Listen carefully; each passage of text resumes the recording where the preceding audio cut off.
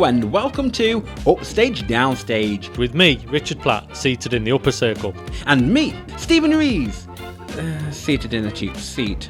This is the Theatre Podcast, where we discuss productions we've seen, things we've liked and may not have liked, giving our complete unprofessional and non-biased opinions. So grab a brew, take a seat and let's raise that curtain.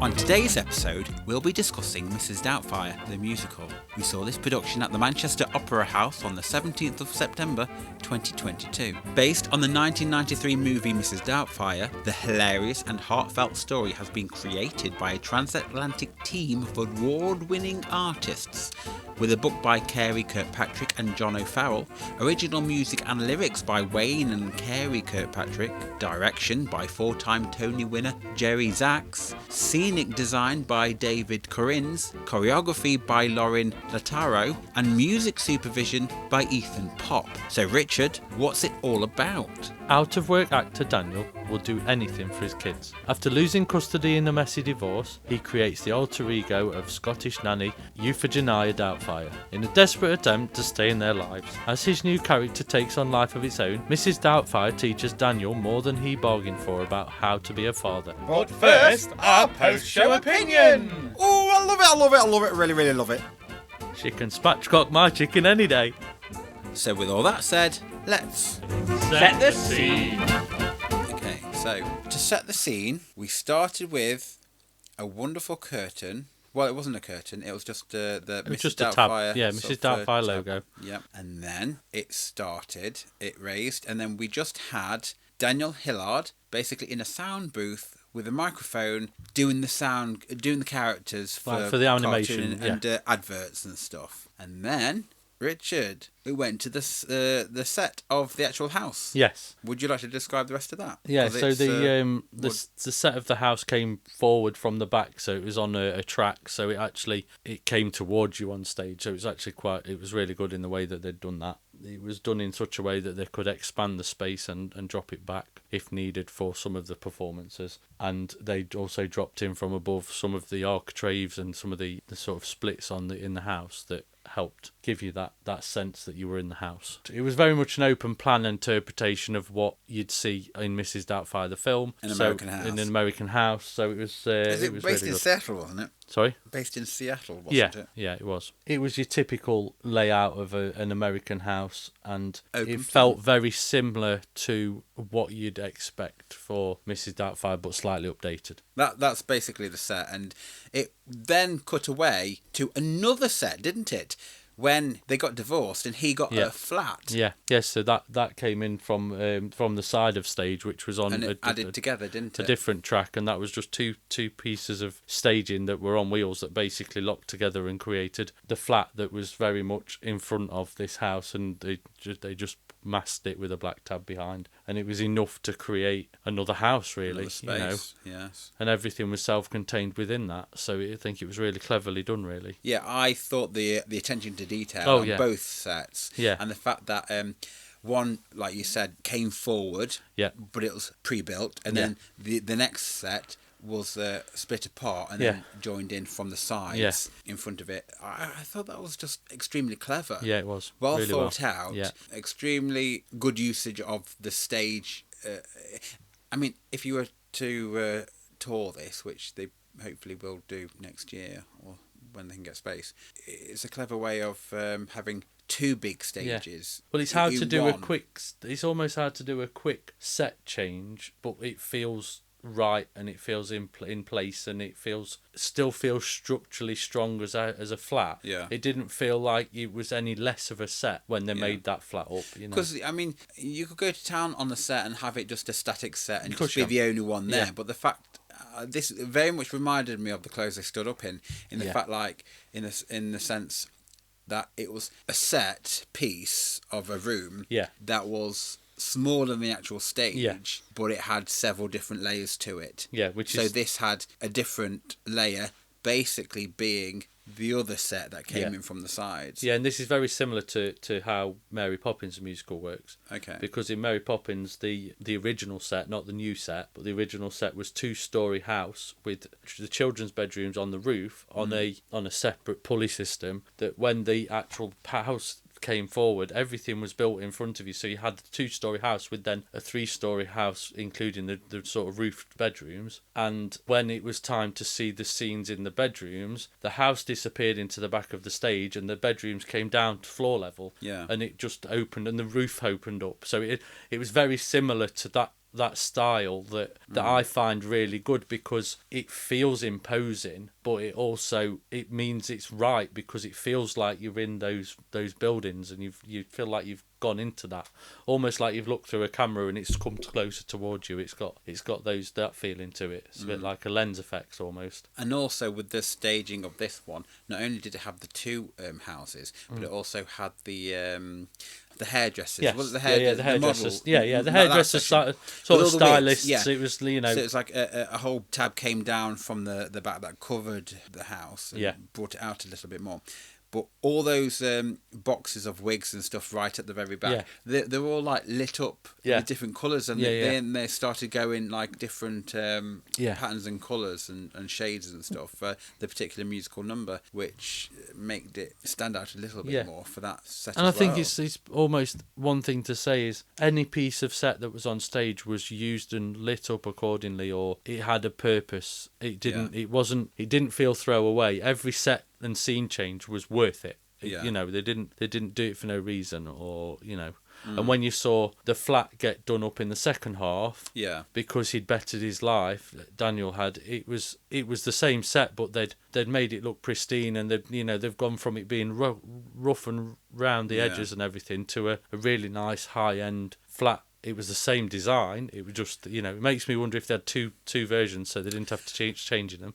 Well, I was wondering whether, whilst each half was on each side of the set, whether they had a team of people just, whilst they weren't being used, changing it quickly. Yeah, exactly. Instead of it being two sets. But I mean, like I thought with clothes they stood up exactly. in, it could have had a frontage. Yeah, exactly. Put on or something different. Yeah, but it was cleverly done where it still felt like the same room. It still felt like the same flat. And But to be fair, if you've got a team of people changing it so it's gone from a rugged flat on either side to doing it up, wouldn't it be cheaper to actually have a second set? Be easier to just have two. Instead of just constantly changing it. Because then when it comes to touring, you're just touring two sets, and it's easier to... Then it probably just did that instead of getting people doing it, you're basically saving time by, because that would pay for itself in the long run if you've got two sectional sets. Yeah, and I'm sure in the main house, the kitchen counter moved back. It did. Well. The kitchen counter wasn't attached to the back. But it was on another runner. Yeah, it was on another runner, so they could expand it to. So when they pushed it away, it. right up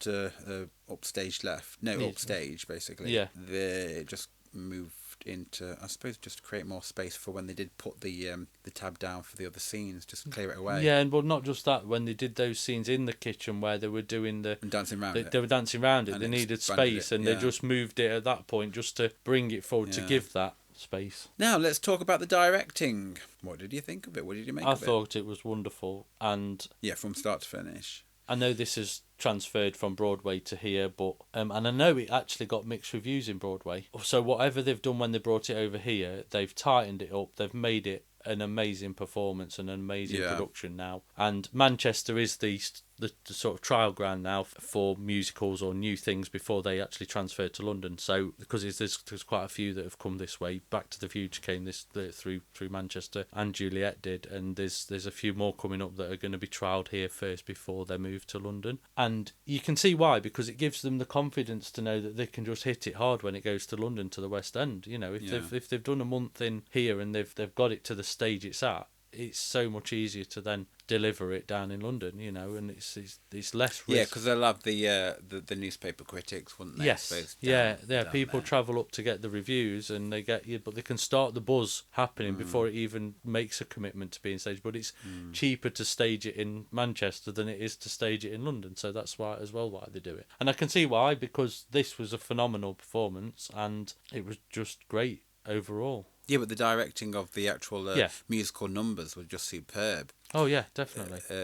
I think that to direct something, we've talked a lot recently about some translations from film to stage, and from a director's point of view, you've got to handle this one quite carefully because Mrs. Doubtfire is quite iconic in its And there's a lot entirety. of iconic scenes, which Yeah. it included every iconic scene. To be But to honest. direct them to mimic that, to give you Yeah. that's the hardest thing, and they nailed it. They worked so hard on it, you could tell. Yeah, definitely. You know, even the little Hoover scene where Yes. she's hoovering and she's pulling the Hoover back with the cord, and all that was in this. You know, all those things. Facing the cake. Yeah. Yep. Dropping the mask down the window, and Yeah, you know, and all all those. that. You know, it had all The table those scenes elements. in the restaurant. Yeah. Oh, that was another scene. Yeah. Staging thing that they must have had up somewhere up the rafters or Yeah. wings. Yeah, there was so much hidden away in this set that you didn't really realise. It was one of them where, because it started with just like a recording booth Yeah.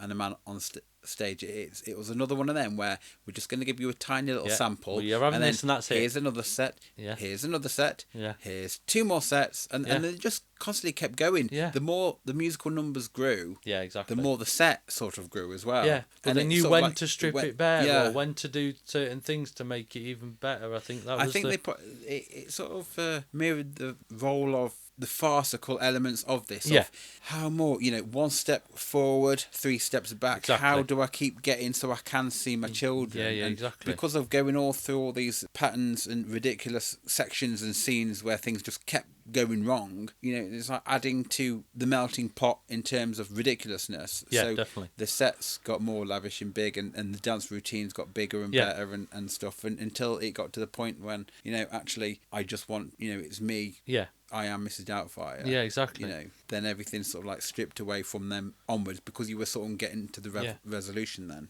But I think as well, we've this is a musical adaptation of a film that wasn't a musical, and to get all those elements of the film in this, and then have Right, loads of musical numbers that are catchy. that are catchy and work and all make sense within the production. I was just bowled over by how much work's gone in to make this what it is, because it still feels like the film, but you feel like you're getting more. You're expanding that world.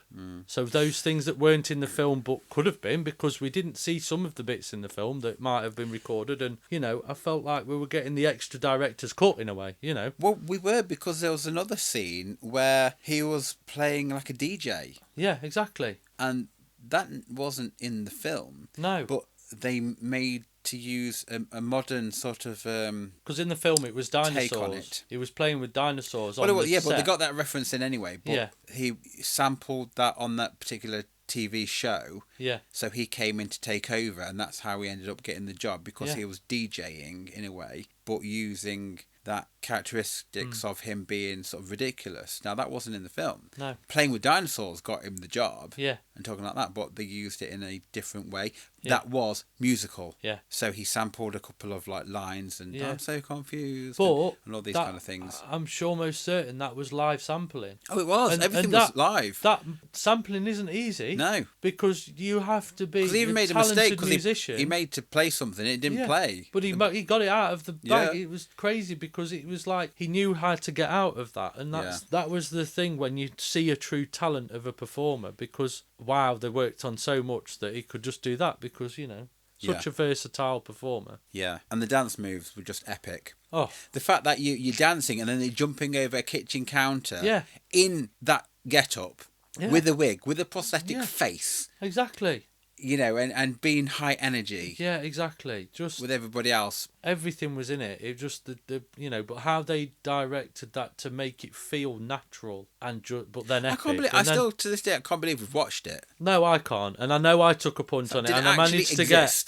because I managed to get last minute tickets for this, Yeah. and it was a last minute like, shall we go? And I'm so glad I took Definitely, a punt on it, absolutely. because it's probably one of the best ones that I've seen, and just everything about the actual way it was put together. Because I suppose we could start talking about writing now, but Well, I was going to go on to that once you've finished Gabbing. Have you finished Gabbing? Yeah, finished Gabbing. Well, let's go on to the writing then. Shall we go on to the writing? We can't really go on to the writing as such, because I think we sort of have to, like we did with the Dreamgirls, move on to the book and the lyrics. Yeah, I agree. It's how you translate it to stage, isn't it? Because this was pretty much not necessarily scene for scene, but it was very closely following the film. So there was nothing horrible. But when I say horrible, I mean like there was nothing sticky outy that just didn't work well. But I think there was 3 songs that was written in this which I thought just stood out as being brilliant. The first one was Make Me a Woman. Yeah. Now that had a tremendous scene where it sort of got into a bit of a chorus of people she would try to emulate. It was brilliant. Which was just like, that was above and beyond the whole what cast I were expected. involved in that. It was just Absolutely, like, it was amazing. everybody. Yeah, it sort of had a bit of a haunting sort of a melody to it. The build-up to that, though, because it was called Make Me a Woman, I felt could have had maybe tweaking the lines or something so it felt a bit more right. Yeah. You know. Yeah, I know what you mean. It just felt a bit, but then once it got to the chorus and the gumph of it. Yeah, exactly. It was like, I'm here for this. Yeah. Those stuff. And then, What the Hell comes across as like an Avril Lavigne song. It's teenage angst. Brilliant. Like, the kids performed that spectacularly, and they were really brilliant actors. I've said it before, and I'm going to say it again. We're in the year of the child actor. They were phenomenal. Yeah. You know, because yes, they've got to work with different children, you know, for different nights and whatever. But those 2 kids performed amazingly, because obviously the older daughter was actually she's in her 20s, yeah. but they picked the right height for her, so she blended in quite nicely in that teenage angst, and her performance was great. She played that teenager very well. But also that song could have just been a throwaway song, which didn't have captured that essence of it. So to sort of pick up on like a typical Avril Lavigne song. Yeah. Of what the because like in a way, what the hell, that is what it is. In a way, in the film, all that is a little grumpy moment from the kids, and they storm off to bed or whatever. But that's just them being teenagers. But then they've turned it into a whole song number, and it makes total sense. But you know, that's where the brilliance of this. That one song just takes them from being background artists in a way to being involved. Yeah, massively involved in it. Yeah, and they didn't need to be because it's Mrs. Doubtfire, but because of the kids, it needed relevance, and that worked well. Exactly. And the third and final one, which I just loved, was the I don't know what it's called. It's spatchcock chicken one. Oh, Easy Peasy. When they're cooking. Yeah, it's got to be Easy Peasy. That came pretty. It's that one because that's when she starts cooking. Yeah, that was the one where she was dancing over the counter with the chicken and all the chefs coming out, and then they did a YouTube thing, and then Nigella Lawson popped up. That was it was one of them where it was funny, but then they added the extreme of Nigella Lawson being there, being the YouTube tutorial cook, and then in the middle of this crazy antics with all the chefs going in there preparing this spatchcock chicken with the particular butter, then they went to like an ad break. In like real time, where this person just came through the door and started like, what was it, flogging something or whatever. It was like so surreal. Typical ad break, you know. Yeah. But it's like, okay, waiting for it to skip. Yeah. But to actually include that, it just extended the song, extended the scene, and made it that bit really more did. special. Yeah, totally. So memorable. Totally. And it's moments like that which make you just smile because it's relatable. Oh, yeah. And even updating it. Yeah, because it was done in such a subtle but brilliant way, and I think that's it came in from left field, basically. Yeah, it did. Yeah, definitely. What? I mean, for me, one of my biggest things was you've been playing with fire. Yes. Because oh my god, that added to the build up of everything just going even more farcical and extreme, because this was a bare stage part of the set than the staging, and this was a moment on stage that was a complete empty stage, and it just went berserk. I felt like I was in some sort of twisted surrealist play that like shouldn't have worked but really did. It's like watching someone play a sweet guitar melody at the X Factor and singing really nicely, and then all of a sudden, like 30 seconds in, and then it just gets extreme. It's like, what the hell are we watching? This is amazing. Where's this come from? I know. And that's how it felt. Yeah, because what happened? Well, there was so many moments where we ended up with a stage full of Mrs. Doubtfires. And where did they all come from? And there was just like he was having this mad dream. Yeah. And like it just came out, just went in some surreal direction that you just thought, this is his madness and his brain thinking about all the things he's putting himself through and being How can I get out reminded of of this? all these people and how am I going to get out of this? Because then you go into... Because basically, she's taken over his life Yeah, now she because has. he has to be her. Yeah, to actually see his children and to function normally in the family unit, Yeah. to actually be there. And then it goes to this, I think you're going to go to, Yeah. the flamenco singing song, which just- I wasn't expecting that either, but... Flamenco singing.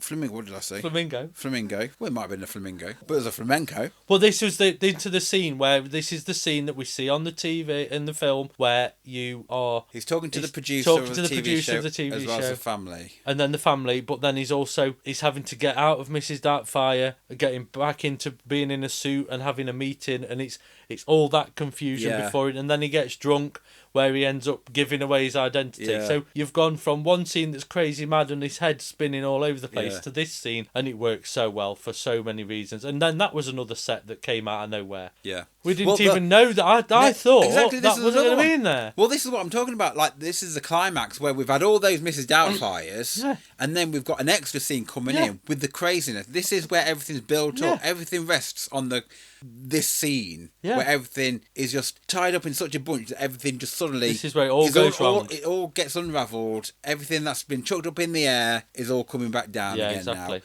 And it was done in such bloody amazing way. It was just great. And she, I can't remember who did it now, but she was amazing. Her The singing flamenco and dancing. singer was, yeah, She was great. really was. Oh, there you go. Lisa Was it Lisa? Matheson. That's her. Yeah, Lisa Matheson was amazing. Honestly, just such a captivating, and to go, and I think as well, one thing I'd say in this scene was that Daniel got in and out of Mrs. Doubtfire in lightning speed. Yes. You know, they managed to create that. And on stage, this is not easy. No. There's no stop-start recording. There's no end one scene, move on to the next. This is all being done in front of you. And they even showed you him getting into Mrs. Doubtfire drag in front of, like, behind a gauze that you could just see through. So you could see him with the stylist, with his, like, brother. Yeah, and they're his, the ones that made his him a woman. brother stylist, Yeah. just helping him get into a woman again. And it was phenomenal because it was just like, almost like the minute he walked around the back, he changed, you know. There's another scene we've completely missed, which was amazing as well, which is adding up to this. Yeah. The gym scene. There was a set of the whole I gym. know.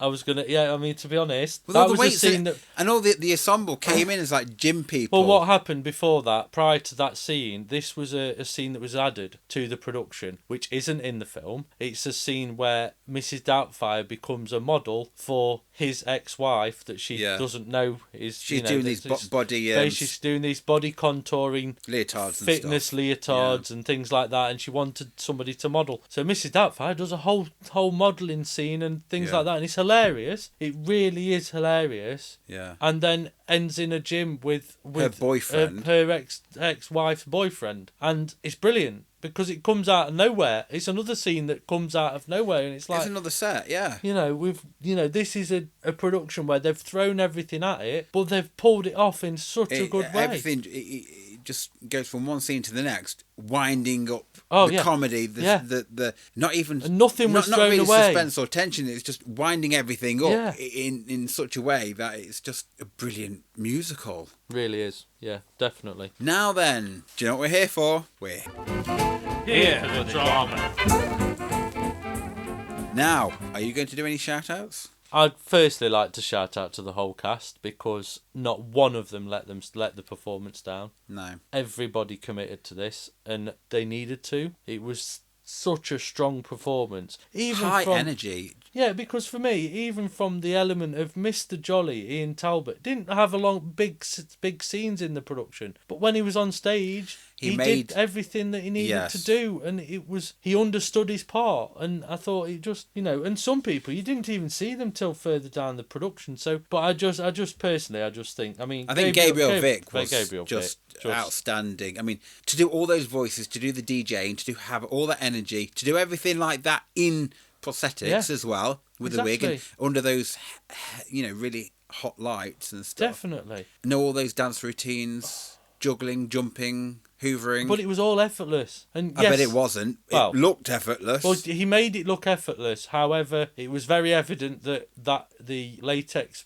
parts of Mrs. Doubtfire's features were making him sweat. a lot, and he relentlessly carried on, and it must have been so uncomfortable for him to do that, but he pulled it off with so total conviction, you know. Because we all talk about the late Robin Williams, and he made this role what it is. Yeah. And Gabriel brought that back to life, and I feel like that was just as... He definitely did justice. He did justice to it. He didn't feel like it was trying to be somebody he's not. He didn't copy Robin Williams, but he embodied the character of Mrs. Doubtfire and Daniel. He made the character live on. Oh, basically. Totally. I mean, Laura Tebbutt, at points, I felt like she was a spitting image for the mum on the film, because she had almost had the same stature and the same performance as the mum, you know. Like you say, I just felt everyone was just on point, you know. All the kids were brilliant. The ensemble, everyone, you know. I have to give a shout out simply to, you know, Gabriel, because he had the lead role and the important role and carried the whole narrative basically through. But there wasn't any weak link here. No, not at all whatsoever. And all the cast and the ensemble, they had more to do than you realise. What I mean, you know, some of the scenes where we're talking of these people dressing up as different characters, some of those quick changes, we're not just talking about Mrs. Doubtfire, some of the ensemble were backstage literally changing in seconds to come back out and do something else or another character. You know, it's like that scene where they're making Mrs. Doubtfire and they're bringing all these other characters out. They were on stage seconds ago with something else, and it's like you literally you were in awe of how fast they were all. Well, they all got to do something. They all got to play Mrs. Doubtfire at the end of the day. Exactly. And you know, but I don't think they just didn't. None of them stopped. To be fair, it was they must be physically exhausted, but in such happiness at the end of this production. Yes. Now, moving on to our next segment. What the tack is this? Now, technical aspects of the production, I can't think of anything that stood out, and for bad reasons, I should say. Not. Everything was just spot on, really. Although I did notice a faux pas. Everything was going perfectly until the very last minute, where the social worker walked out and she meant to close the door. Yeah. Well, she did close the door, but it wasn't with a bit of an Acorn Antiques moment. Yeah, and the door kind of like creaked all the way open. Like Crossroads. And then the mother, they was expecting the father, so the mother went. This was the final scene when the father returned. It was basically the very last minute. Yeah. So it's like, instead of acknowledging the fact that the door had opened and playing it like, you wait there, the kids are coming or whatever, come and see your father, and you know, pretending to shut the door again. She actually closed the door to then open it again, which made it was that was awkward. You just go along with it. Like the door was left open by the social worker,